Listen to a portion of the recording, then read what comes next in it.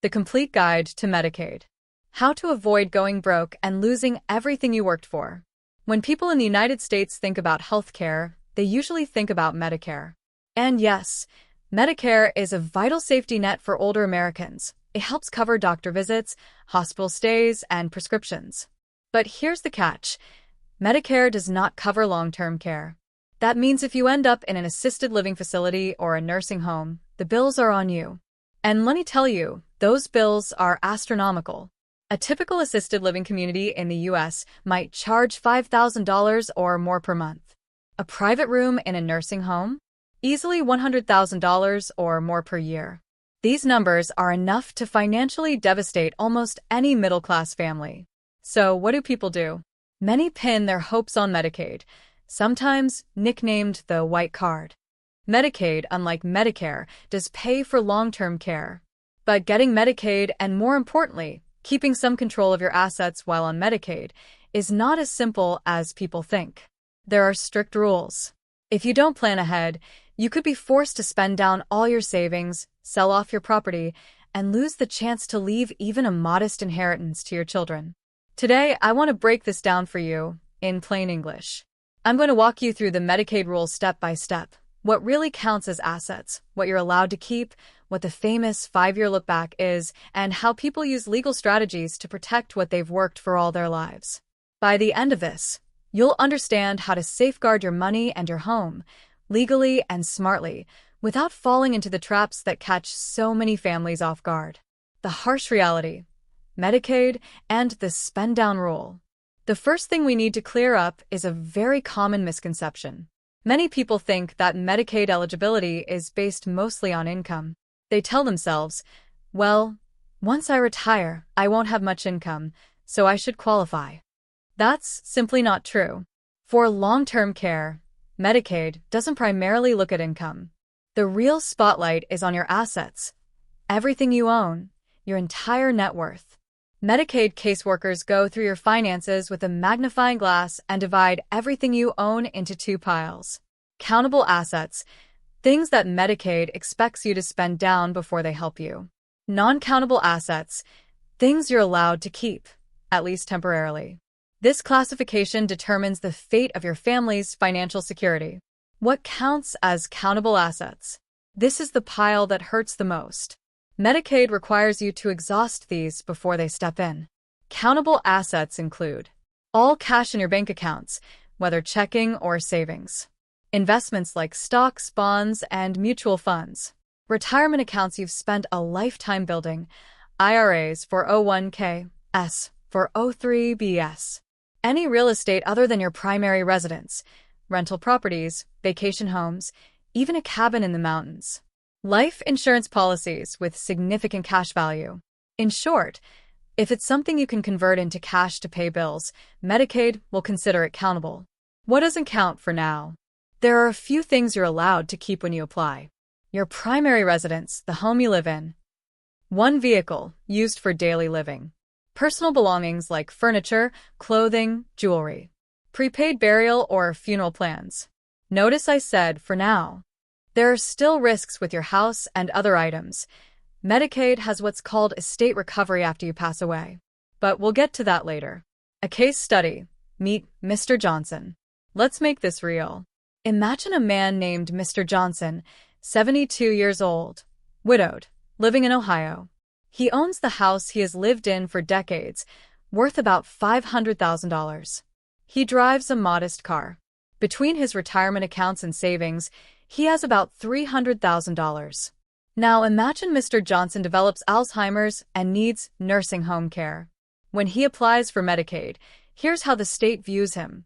His house and car are non-countable, at least initially. But that $300,000 in savings and retirement? That is 100% countable. And here's the kicker. In most states, a single person can only keep $2,000 in assets and still qualify for Medicaid. So, what does that mean? It means Mr. Johnson must first spend his $300,000 down to $2,000 before Medicaid steps in. And at $100,000 plus per year in nursing home bills, that money would vanish in just over 2 years. 2 years later, after a lifetime of careful saving, he's broke. That is the brutal truth of Medicaid's spend-down rule. The 5-year look-back. The trap everyone needs to know. Now, many people, when they first hear this, think, okay, I'll just transfer the money to my kids. Maybe I'll give my daughter $100,000 or deed the vacation home to my son. That way Medicaid won't see it. Not so fast. This is where Medicaid's famous 5-year look-back rule comes in. Here's how it works. The moment you apply for Medicaid, the state asks for 5 full years of financial records, bank statements, tax filings, property transfers, even canceled checks. Caseworkers act like detectives. They scrutinize every large withdrawal, every transfer, every suspicious gift. If they find that you gave away money or sold property for less than fair market value within that 5-year window, they treat it as an attempt to hide assets. Examples of problem transfers. 3 years ago, you gave your son $100,000 to help him buy a house. 2 years ago, you transferred your lake cabin, worth $200,000, to your brother for $1. Last year, you paid $80,000 toward your granddaughter's college tuition. In Medicaid's eyes, every one of these transactions is a violation because that money should have been used to pay for your own care. The penalty. So, what happens if Medicaid catches one of these transfers? They don't fine you. They do something worse. They impose a penalty period, a stretch of months or even years during which you are completely ineligible for Medicaid, even if you've already spent down all your other assets. The formula is simple. Penalty period in months equals value of assets transferred divided by average monthly nursing home cost in your state. So let's go back to Mr. Johnson. Suppose 4 years before applying, he gave his son $120,000. In his state, the average nursing home costs $10,000 a month. That creates a penalty of 12 months. What does that mean? Even after he spends his remaining savings down to $2,000, he still has to somehow pay privately for a full year before Medicaid will help. That's a financial disaster. So, what can you do? The legal, smart strategies. At this point, you might be thinking, this is hopeless. Spend down and go broke or transfer assets and get penalized. But there are legal and intelligent ways to plan ahead.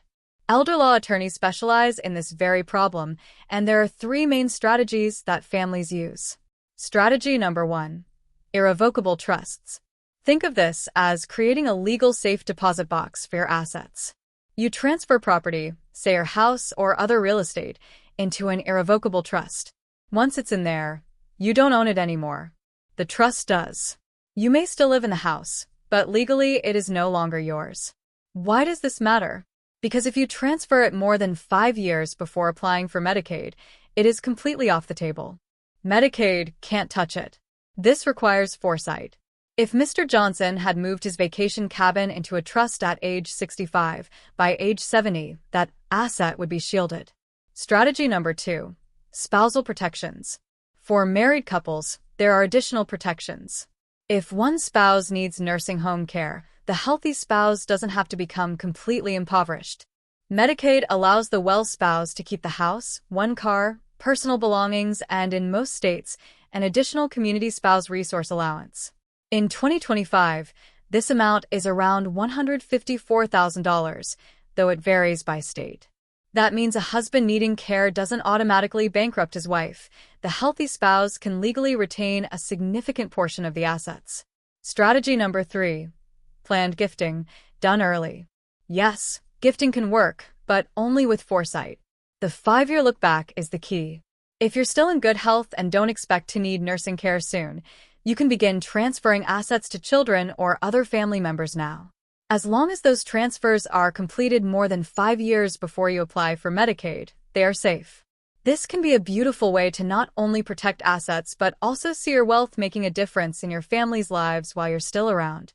You can watch your daughter buy her first home, or your grandson use your gift for his education, all while knowing you've shielded your estate from being eaten away later.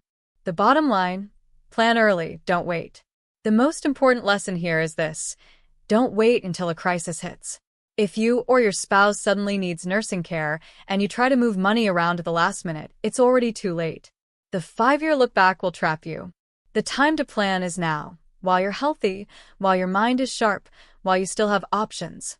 Sit down with your spouse, talk to your children, and consider consulting an elder law attorney who specializes in Medicaid planning. Real peace of mind doesn't come from hoping you'll never need care. It comes from being prepared if you do.